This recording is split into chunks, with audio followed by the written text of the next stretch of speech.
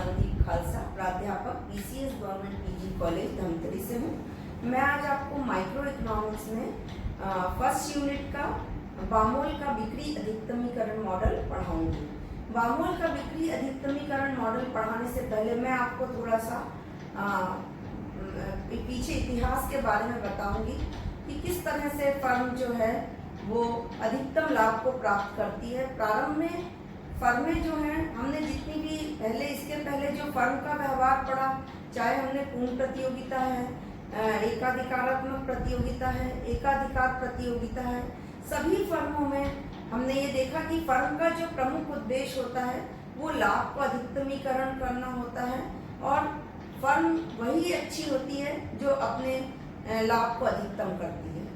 फिर धीरे धीरे इसमें परिवर्तन हुआ। इस समय अगर हम देखें तो फर्म का जो मालिक या ओनर होता है वही उसका स्वामित्व होता है, एक ही होता है और उसको फर्म के सारे लाभांश दे दिए जाते हैं। लेकिन अभी जो समय है उसमें ओनर यानी फर्म का मालिक या एंटरप्रेन्योर अलग होता है और प्रबंधक जो है वो अलग होता है। जो मैनेजर सैलरी बेस्ड होता है ये, और प्रबंधक का उद्देश्य जो होता है वो मालिक को या ओनर को लाभांश देना होता है और फर्म की ग्रोथ में वृद्धि करना होता है। इसके लिए वो इस तरह से उपाय करता है कि फर्म की ग्रोथ अधिक से अधिक हो, फर्म की बिक्री अधिक से अधिक हो, फर्म के लाभांश अधिक हो और जो है फर्म का स्टाफ में अधिक से अधिक वृद्धि की जाए, जिससे कि जितनी अधिक वृद्धि होगी, जितनी अधिक ग्रोथ होगी फर्म की, वह उतना ही ज़्यादा उसके वेतन में वृद्धि होगी।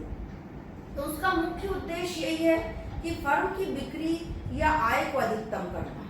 तो बामोल ने ये जो अपनी स्टडी की है वो अमेरिकन फर्मों पर की है कि अमेरिकन फर्में जो है उस समय उसने देखा कि अमेरिकन फर्मों में प्रबंधक जो है वो ये चाहता था कि फर्म की ग्रोथ अधिक से अधिक हो और उन फर्मों में जो है स्टाफ अच्छा हो और स्टाफ की संख्या में वृद्धि हो और फर्म, वो लोग पूछते भी थे जवाब में कि फर्म का टर्नओवर क्या है। तो जितना अधिक फर्म का टर्नओवर होगा उतना ही ज़्यादा उनको प्राउड फील होता था कि फर्म की बिक्री बढ़ रही है, फर्म की ग्रोथ बढ़ रही है। उसी के संदर्भ में मैं आज आपको बताऊंगी बामोल मॉडल के बारे में कि बामोल का मॉडल जो है वो ये बताता है कि फर्म की बिक्री अधिक से अधिक हो, जिससे कि उसकी आय अधिकतम हो। लाभ की तरफ वो लोग उतना ध्यान नहीं देते, लाभ भले ही न्यूनतम हो लेकिन बिक्री और आय अधिकतम होना फर्म का जो है वो मुख्य उद्देश्य है। और इसी के लिए बामोल का ये बिक्री अधिकतम मॉडल जो है 1967 में इन्होंने 1967 में 1967 में उन्होंने अपनी एक पुस्तक जो business behaviour value and growth में ये मॉडल प्रकाशित किया, जिसमें उन्होंने बताया इसे फर्म का प्रबंधकीय सिद्धांत मॉडल कहा जाता है। और इसमें उन्होंने बताया कि फर्म का जो उद्देश्य है वो बिक्री और आय को अधिकतम करना होता है। मान्यताएं अगर हम देखें तो फर्म की एक समय अवधि सीमा है, यानी एक निश्चित समय अवधि है। फर्म अपने दीर्घकाल में अपनी कुल बिक्री आय को अधिकतम करने का प्रयास करते हैं, यानी बिक्री बढ़ेगी तो आय बढ़ेगी, बिक्री कम हो जाएगी तो आय कम होगी। तो उसका उद्देश्य जो है वो न्यूनतम लाभ भले ही प्राप्त कर ले लेकिन आय अधिकतम होनी चाहिए और बिक्री अधिकतम होनी चाहिए।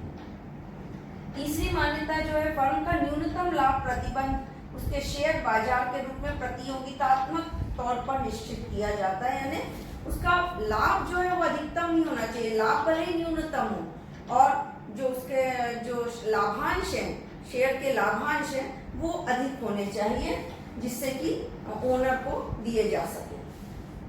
नेक्स्ट आता है फर्म अल्पाधिकारी है, जिसकी आकृति जो है वो यू आकार की होती है। तो बामोल ने इस तरह से बिक्री अधिकतमीकरण मॉडल जो है प्रस्तुत किया और ये बताया कि कैसे फर्म की बिक्री को अधिकतम करके आय को अधिकतम किया जा सकता है। बामोल के अनुसार जब कोई व्यक्ति किसी व्यावसायिक अधिकारी से पूछता है कि व्यापार कैसा है, तो वो बताता है कि बिक्री बढ़ रही है। यंग प्रेसिडेंट ऑर्गेनाइजेशन का सदस्य बनने की 2 शर्तें हैं। प्रार्थी 40 वर्ष से कम आयु का हो और जिस कंपनी का प्रमुख हो उसकी वार्षिक बिक्री जो है वो $10 लाख से अधिक होनी चाहिए।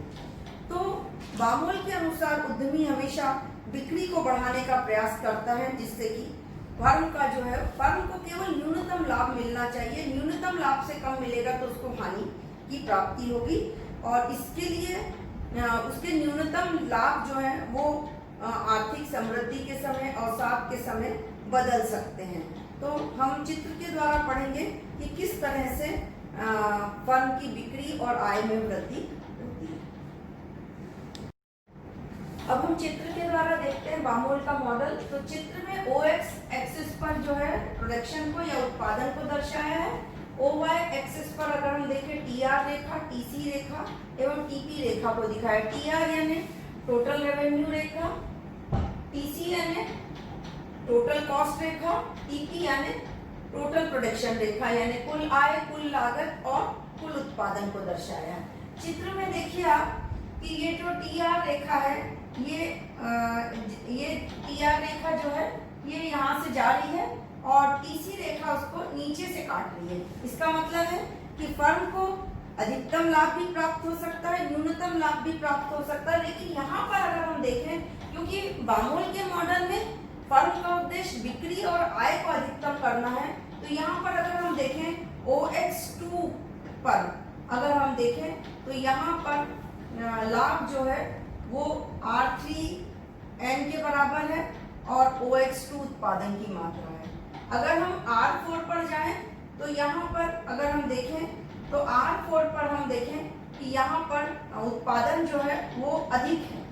उत्पादन यहाँ पर N बिंदु पर उत्पादन जो है वो न्यूनतम लाभ रेखा के बराबर है, लेकिन X1 रेखा पर अगर हम देखें तो उत्पादन की मात्रा अधिक है, लेकिन उसको जो आय है, कुल आय जो है वो R4X1 के बराबर प्राप्त हो रही है। इसी तरह अगर हम देखें सबसे अधिक बिक्री कहाँ पर प्राप्त हो रही है, R2X3 बिंदु पर प्राप्त हो रही है। यहाँ पर अगर हम देखें कि R2X3 बिंदु पर बिक्री जो है वो X3 अधिकतम है। सबसे अधिक बिक्री कहाँ पर है, OX3 है, यानी बिक्री जो है वो अधिकतम है, बिक्री अधिकतम है।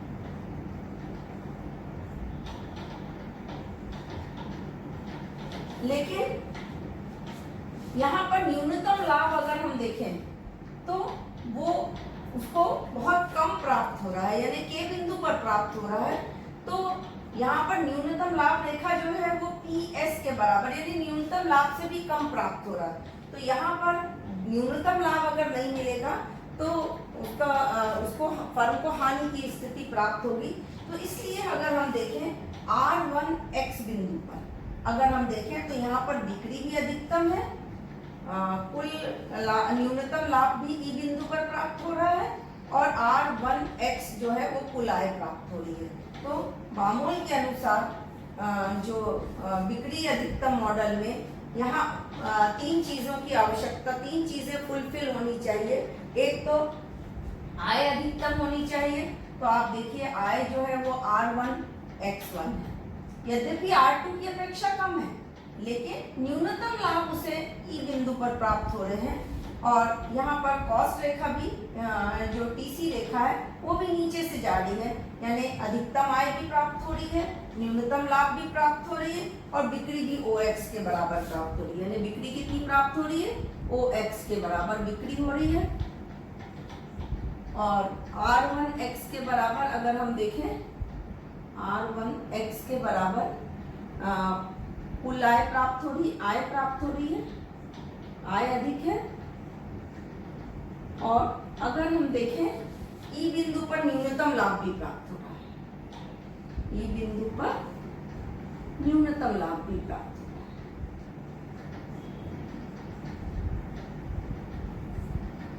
न्यूनतम लाभ प्राप्त हो रहा है। तो इस तरह से अगर हम बामोल के मॉडल में देखें तो बिक्री अधिकतम करना, जिससे कि आज की आधुनिक युग में मुख्य उद्देश्य फर्म का जो है बिक्री एवं आय को अधिकतम करना है और केवल न्यूनतम लाभ को प्राप्त करना है।